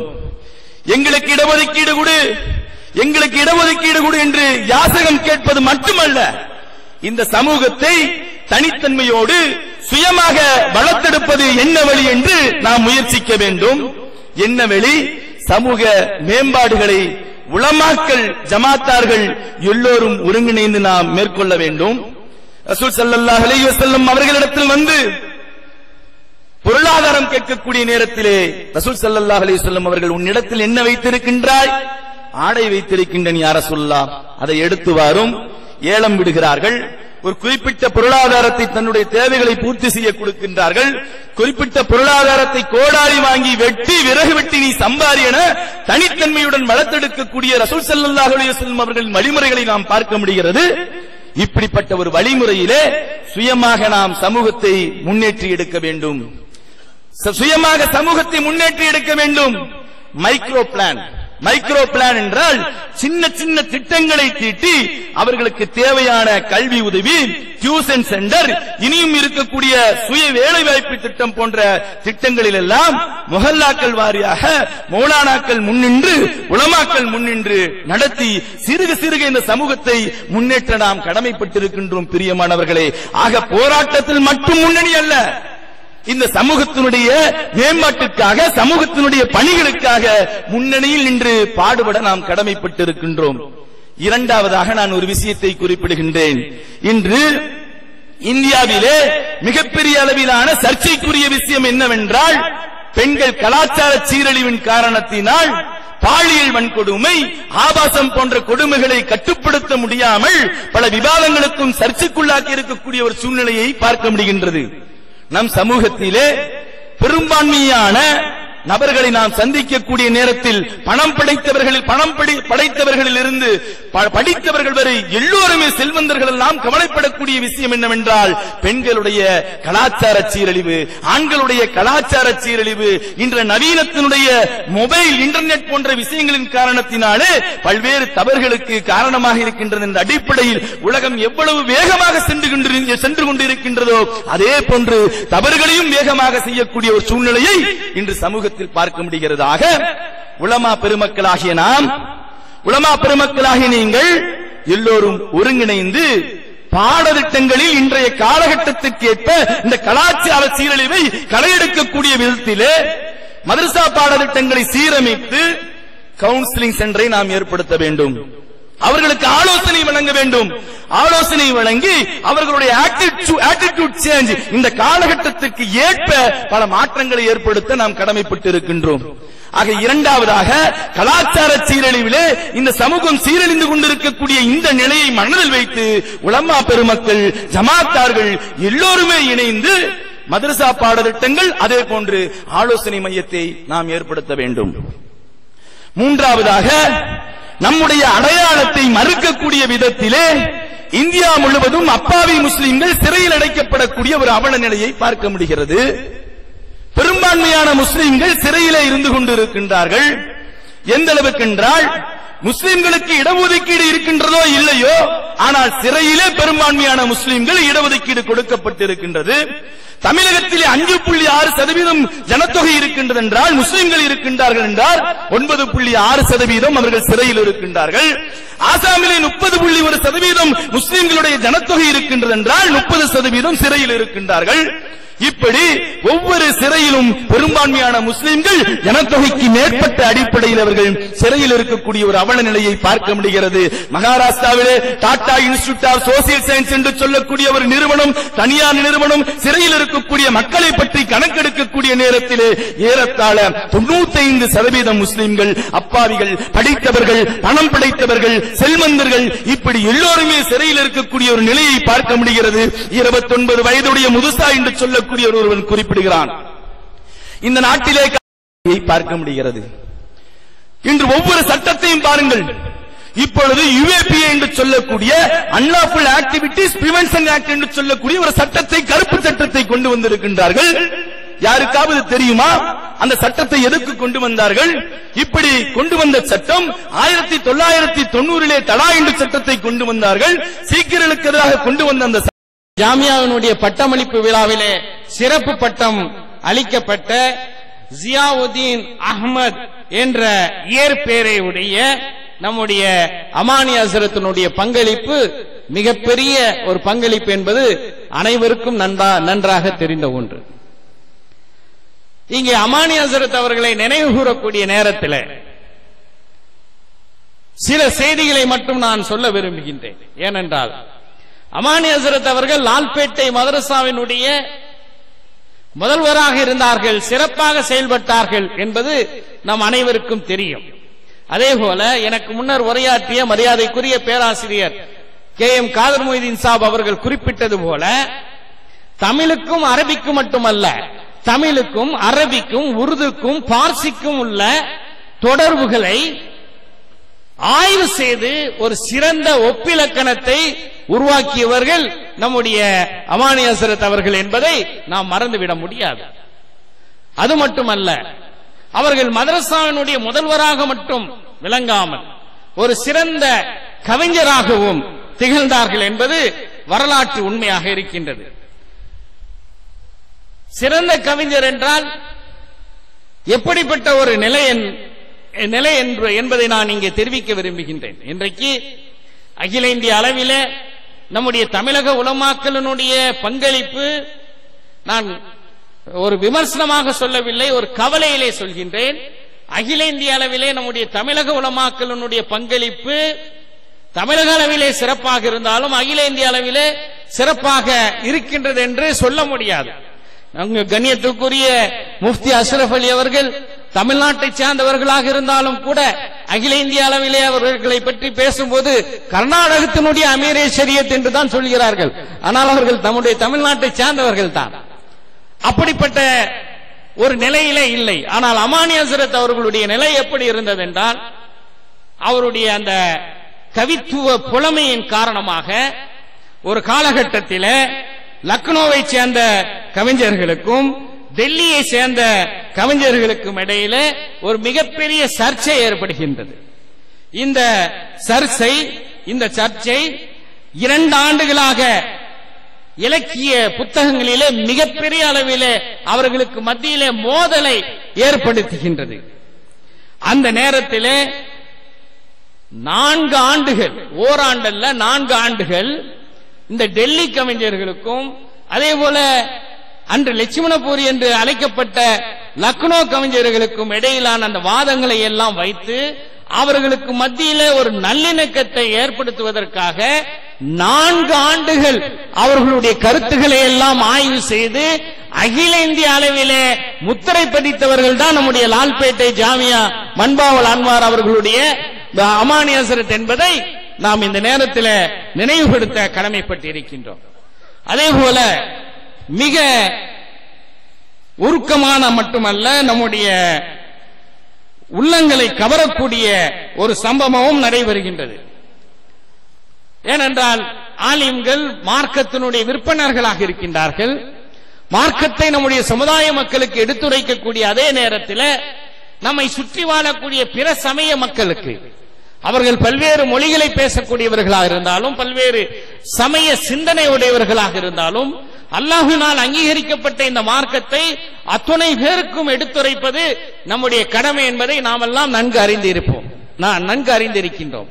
அதுபோன்று அமானி ஹஸ்ரத் அவர்களுடைய வாழ்க்கையிலே நடைபெற்ற ஒரு சம்பவம் என்னவென்றால், ஒரு கிறிஸ்தவ பாதிரியார் வேலூர் கோட்டையிலே நின்று கொண்டு மக்களை நோக்கி பேசிக் கொண்டிருக்கின்றார்.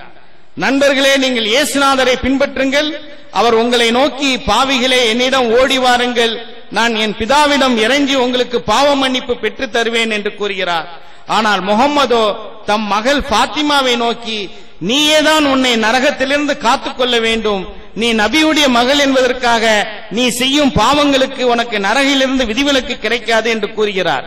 இவ்விதம் நம் தம் மகளையே காப்பாற்ற இயலாதவரா நம்மை எல்லாம் ரட்சிக்கப் போகிறார் என்று அந்த பாதிரியார் பேசிக் கொண்டிருந்த நேரத்தில் அமானி ஹஸ்ரத் அவர்கள் அந்த இடத்திலே இருக்கின்றார்கள். நேரடியாக மேடைக்கு சென்று அனுமதி பெற்று அமானி ஹஸ்ரத் அவர்கள் பேசுகின்றார்கள்.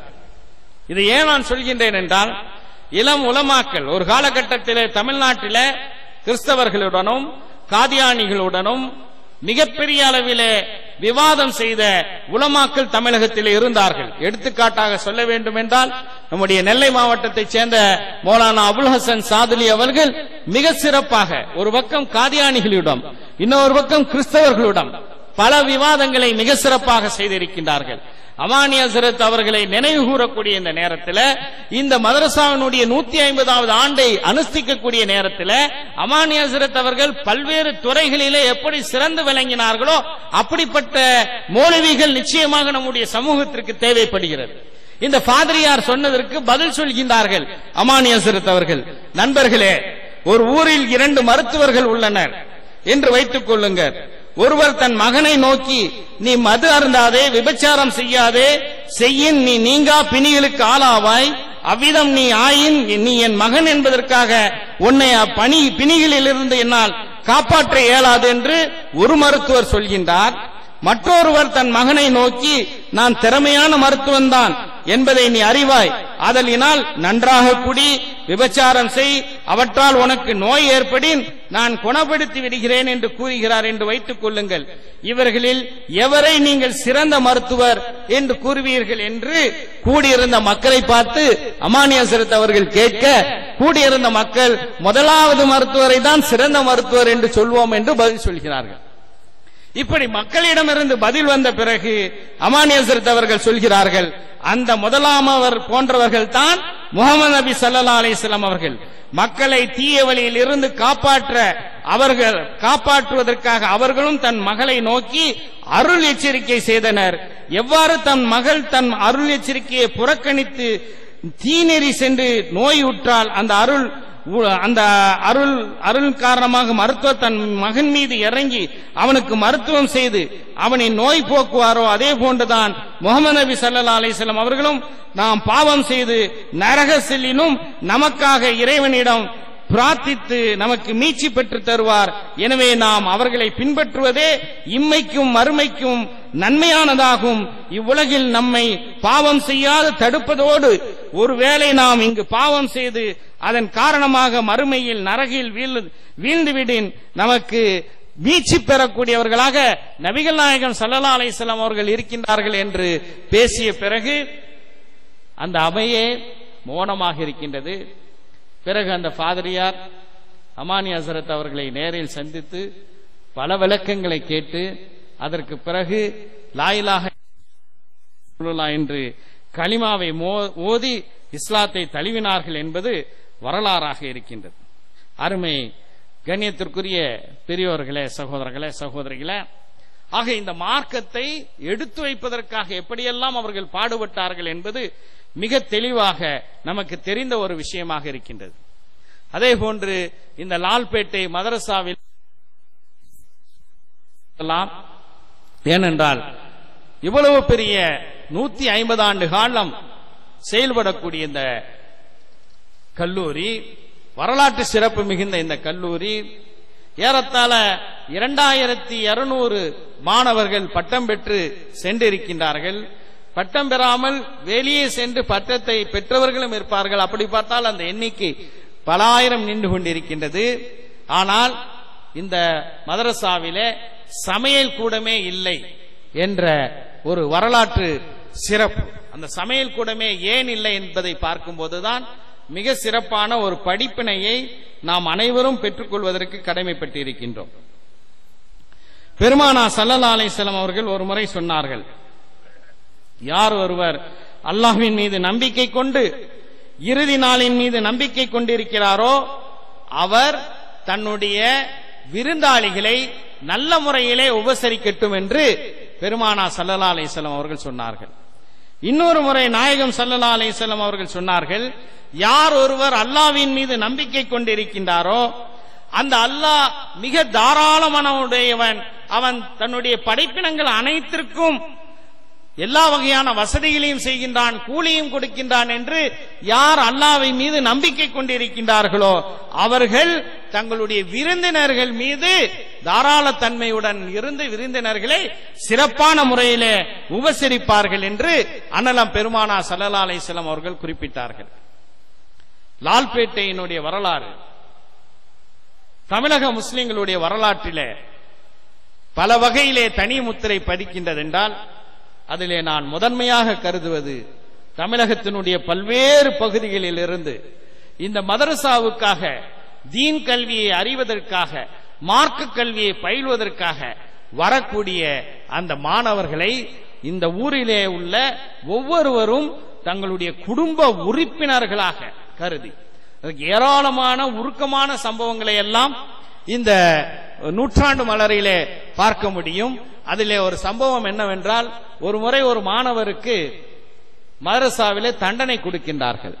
என்ன தண்டனை என்றால், 5 நாளைக்கு உனக்கு சாப்பாடு கிடையாது என்று. இந்த சூழலிலே 2 நாள் கழிந்து விடுகிறது. 3வது நாள் எந்த வீட்டிலிருந்து அந்த சாப்பாடு வருமோ அந்த வீட்டுக்கார அம்மா இவரை பார்க்கின்றார், நீ ஏதோ வெளியூர் போயிட்டான்னு நினைக்கிறேன், இல்ல மதரசால எனக்கு தண்டனை கொடுத்துட்டாங்க, அதனாலதான் நான் சாப்பாடுல. சரி, மதரசாவினுடைய தண்டனை டிஃபன் கேரியர்ல சாப்பாடு வரக்கூடாதுங்கிற தண்டனை தானே, நீ வீட்டுக்கு வந்து சாப்பிட்டால் அந்த தண்டனையை அந்த தண்டனைக்கும் அதுக்கும் பொருத்தமாக இருக்காது. எங்க மகன் எங்க வீட்டு பிள்ளை, நீ ஒன்றும் அனாதை அல்ல, எங்க வீட்டுக்கு வா சாப்பிடு என்று சொல்லக்கூடிய அளவுக்கு ஏராளமான உருக்கமான சம்பவங்களை நாம் பார்க்கும்போது ஒரு காலகட்டத்திலே சாதாரண விவசாய தொழிலாளர்களாக வெற்றிலை கொடிக்காலிலே பணியாற்றி கொண்டிருந்தவர்கள் இந்த மதரசா உருவாக்குவதற்கு காரணமாக இருந்தார்கள் என்றால், இன்றைக்கு லால்பேட்டையைச் சேர்ந்தவர்கள் உலக கல்வியிலும் சிறப்பாக வளர்ந்து உலகத்தின் பல்வேறு பகுதிகளிலும், நான் சில ஆண்டுகளுக்கு முன்னால் லண்டனுக்கு சென்றபோது கிரைடன் என்ற இடத்திலே உள்ள ஒரு சூப்பர் மார்க்கெட்டில் இருக்கும்போது ஒரு சகோதரர் என்னிடம் சலாம் சொல்லி கட்டி அணைக்கின்றார். எந்த ஊர் என்று கேட்டால், நான் லால்பேட்டை லண்டனிலே பணியாற்றி கொண்டிருக்கின்றேன் என்று குறிப்பிட்டார். இப்படி உலகளாவிய அளவுக்கு ஒரு ஏற்றம் வந்திருக்கின்றது என்றால், பெருமானா ஸல்லல்லாஹு அலைஹி வஸல்லம் அவர்கள் சொன்ன விதத்திலே நாம் நம்முடைய விருந்தினர்களை கவனித்ததின் காரணமாக அல்லாஹு தஆலா இத்துணை ரஹ்மத்தையும் பரக்கத்தையும் நமக்கு அளித்திருக்கின்றான் என்பதை இந்த நேரத்திலே நான் சுட்டிக்காட்டிக் கொண்டு, அருமை பெரியோர்களே, சகோதரர்களே, 150 ஆண்டு காலம் இந்த வரலாறு இன்னும் சிறப்பாக படைக்கப்பட வேண்டும். ஒரு எல்லைக்கு வந்திருக்கின்றோம், இதோடு நின்று இல்லாமல் இன்னும் சிறப்பாக செல்ல வேண்டும் என்றால் எப்படி அமானி ஹஸ்ரத் அவர்கள் ஒரு பக்கம் முஸ்லிம் அல்லாதவர்களுக்கு இந்த மார்க்கத்தை எடுத்து சொல்கிறார்கள், இன்னொரு பக்கம் இலக்கியத்திலே மிக சிறப்பான ஒரு உன்னத நிலையை அடைந்திருக்கின்றார்கள்.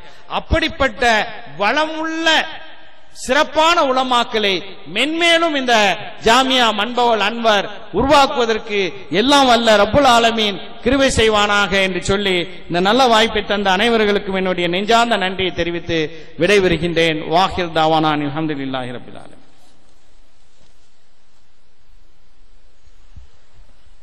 அல்ஹம்துலில்லாஹ். நன்றி பேராசிரியர் அவர்களே. லால்பேட்டையை பற்றியும் மம்பவுல் அன்வாரை பற்றியும் அமானிய ஹசரத் உள்ளிட்ட உலமாக்கு பெரும் நாதாக்களை பற்றியும் அருமையான பதிவுகளை செய்தீர்கள். அன்பு தலைவர் அவர்களே, தாங்கள் ஒரு மாணவருக்கு தண்டனை கிடைத்தது, அதனால் அவருக்கு உணவு நிறுத்தப்பட்டது என்ற செய்தியை நீங்கள் சொன்ன நேரத்திலே அந்த செய்தியை பதிவு செய்த அன்பு மரியாதைக்குரிய மௌலவி உமர் ஜாஃபர் அவர்கள் எதிரே அமர்ந்திருக்கிறார். தாங்கள் அந்த செய்தியை பேச பேச அவர் கண் கலங்கி குனிந்து தன்னுடைய கண்ணீரை துடைத்ததை கண்டோம். அல்ஹம்துலில்லாஹ். இப்படிப்பட்ட உணர்வுமிக்க செய்திகள் அந்த மலரிலே பதிவு செய்யப்பட்டிருக்கிறது. உயிரோட்டமுள்ள செய்திகள் அந்த மலரிலே பதிவு செய்யப்பட்டிருக்கிறது. அல்லாஹ் நல்வாய்ப்பளிப்பானாக.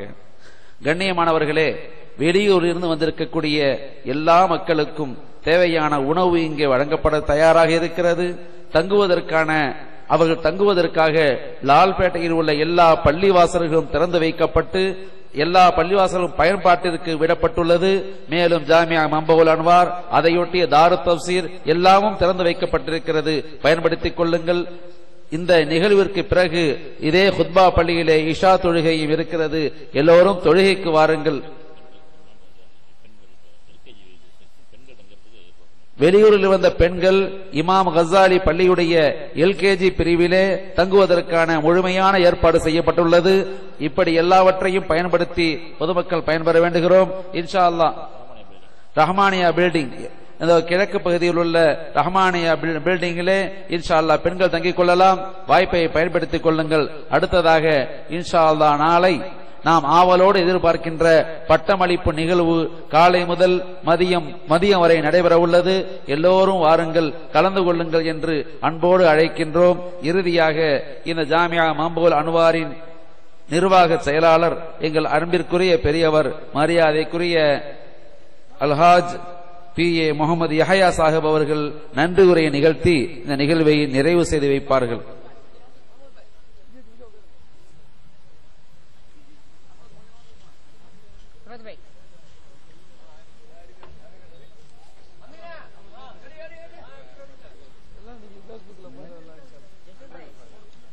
அஸ்ஸலாமு அலைக்கும் வரஹ்மத்துல்லாஹி வபரகாத்துஹு. அளவற்ற அருளாளரும் நிகரற்ற அன்புடையமாகிய அல்லாஹ்வின் திருப்பெயரால் ஆரம்பிக்கின்றேன். கண்ணியத்திற்குரிய இந்த 150வது ஆண்டு விழாவும் 69வது பட்டமளிப்பு விழாவையும் சிறப்பிக்க வந்த ஜாமியாவுடைய மன்பவுல் அன்வார் அரபிக் கல்லூரியுடைய கல்லூரி குரானின் குரல் மாத ஏழு ஆசிரியர் மௌலானா மௌலி முஃப்தி அப்துல் மில்லத் அல்ஹாஜ் முகமது அஷ்ரப் அலி மன்பை அவர்களே, முன்னிலை ஜாமியாவின் தலைவர் PM ஆதம் சாஹிப் அவர்களே, ஜாமியாவின் முதல்வர் மௌலானா ஹாபிஸ் காரி நூருல் ஹமீஸ் சாதித் அவர்களே, முதல் பிரதி தேசிய இந்திய லீக் சமுதாய புரட்சியாளர் அல்ஹாஜி M பஷீர் அகமது அவர்களே, சிறப்புரையாளர்கள் இந்திய யூனியன் முஸ்லீம் லீக் தேசிய பொதுச் செயலாளர் தமிழக தலைவர் முனீருல் மில்லத் பேராசிரியர் அல்ஹாஜ் KM காதிர் மொய்யீன் அவர்களே, மனிதநேய மக்கள் கட்சியின் சட்டமன்ற கட்சி தலைவரும் தமிழ்நாடு முஸ்லீம் முன்னேற்ற கழக மூத்த தலைவருமான MH Jawahirullah MBA MPA MLA அவர்களே, தமிழக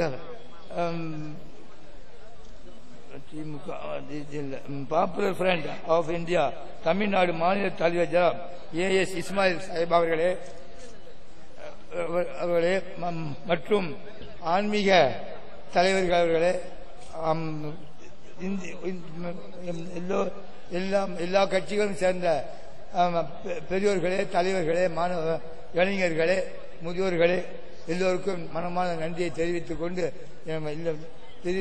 நீங்கள் அனைவருக்கும் இந்த விழாவை சிறப்பித்துக் கொடுத்தமைக்கு அல்லாஹ் எல்லாருக்கும் நன்றி கிருபை செய்வார்கள் என்று கேட்டுக்கொண்டு இந்த நல்ல நேரத்தில் பேச வாய்ப்பளித்த எல்லாருக்கும் மனமான நன்றி தெரிவித்துக் கொண்டு வெளிப்படுகிறேன். அஸ்ஸலாமு அலைக்கும் வரஹ்மத்துல்லாஹி. இறுதியாக ஷேகுல் ஜாமியா ஹஜ்ரத் அவர்கள் துஆ செய்து விழாவை நிறைவு செய்து